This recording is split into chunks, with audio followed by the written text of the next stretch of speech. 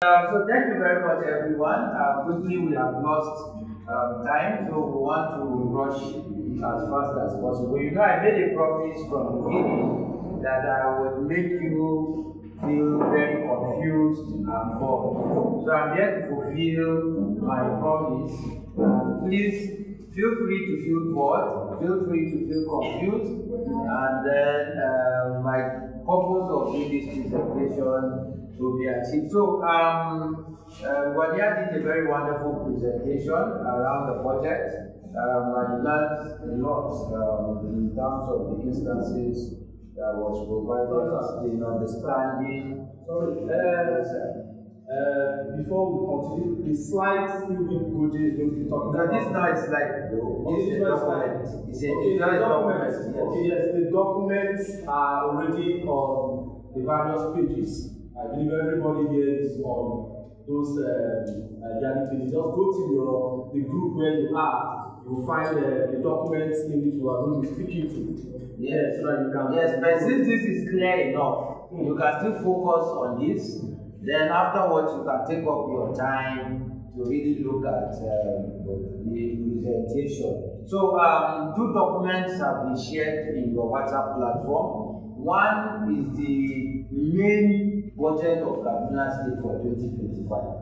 The second one is the citizens' version, the summarized one for citizens to be able to understand what is inside the big budget. Because the budget is made up of a lot of numbers and a lot of data, so it tends to confuse a lot of people, and that is why it was decided that a simplified version should be made so that if you just want to know what the budget is composed of, you can quickly look at it and know all of that. And what you'll be seeing in this citizen version of the budget is what Wania had explained to you in her presentation around revenue, which is income and expenditure, around issues of personnel cost, overhead cost, and capital expenditure, and all of those things is what is broken down here. And like she had also said, the budget is an estimate. So it's not that the money is on ground. Because most times when we hear Kaduna State government has passed the 2025 budget, I sit down around people and the first thing to hear and so far.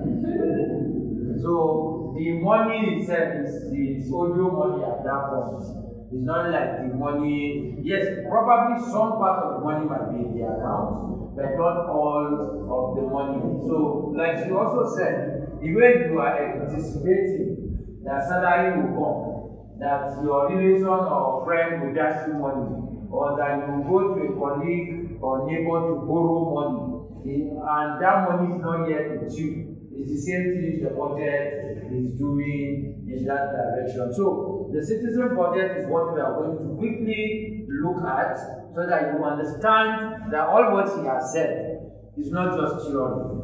Actually, that is the format the state government used in putting together their annual budget. So it's not actually a slide.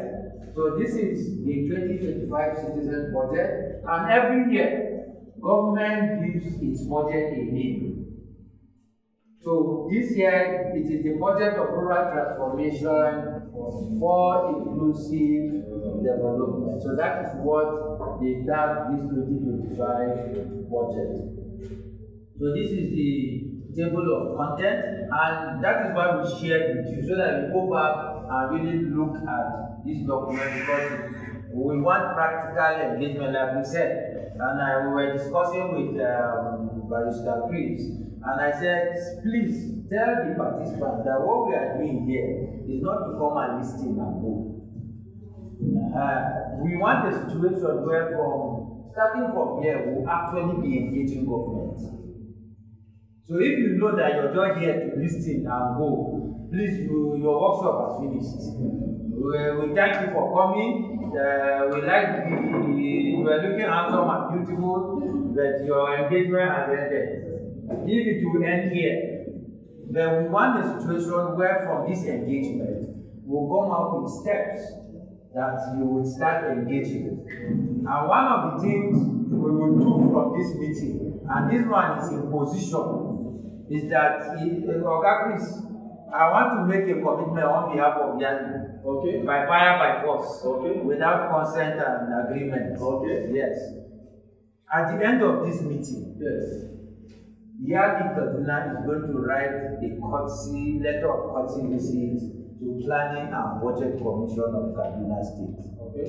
To come and understudy how the commission works in practice. Okay. So, and then acts of avenues that they would want to also participate in the 2025 budget implementation. We are now entering the helicopter. Yes. So we are about to take off. Wear your seatbelts. So, okay, that one is already 1 hour. Yes. You get that. So because we don't want to just speak there. Sir, our secretary said you should come in so that she can take notes. She can take notes. I'm coming. No, we wait here. Shed more light. I don't have light. Shed more light. Okay. All right. Repeat. So what we are saying is that Yali Kaduna, after this training, will write a letter of courtesy visit to the Kaduna State Planning and Budget Commission to seek partnership in understanding the budget process in Kaduna State, as well as understanding the avenues available to Yali members to participate in the implementation of the 2025 budget. I hope I'm very slow. My goal is to be very fast, confuse people, and make you work today. So, you've gotten it? Alright. Thank you very much. So, I hope this will come up because we need. Let's off this thing first. Because some of these generators.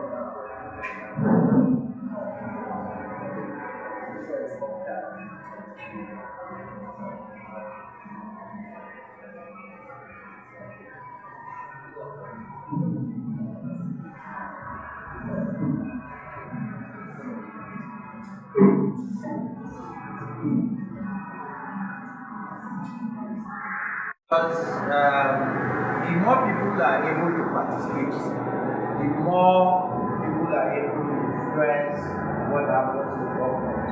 And the essence is not really to say immediately you go in, you want to change things. But it's important that you begin to engage government directly, so that we don't do theory and practical, so that you go and hear whatever we discuss here. Go also and hear on the side of government what really their processes are and what are the available platforms that Yali as a group can actually participate and engage government. And one of the reasons is that it will be a learning experience for you, because naturally you cannot change what you don't understand. You cannot change or influence what you don't understand. So the first point of engaging government is first to understand how government works and what are the processes available for you to take advantage of. So just to reiterate what we have discussed,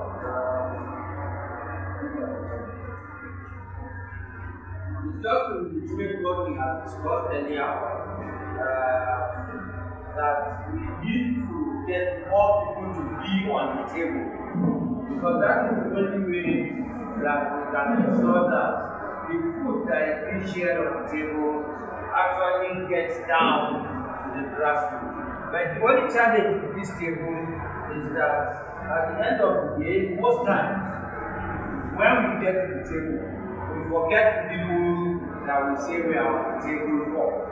And we begin to enjoy the food there, and we forget that we're actually there to ensure that the food is distributed widely and people that get to benefit.